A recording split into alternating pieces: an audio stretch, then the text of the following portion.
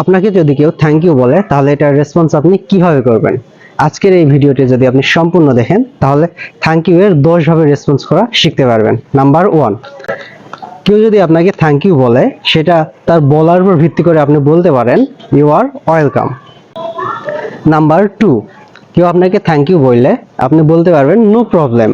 আবার নাম্বার 3, কেউ যদি আপনাকে থ্যাংক ইউ বলে আপনি এটার বিপরীতে বলতে পারেন ডোন্ট ওয়ারিস।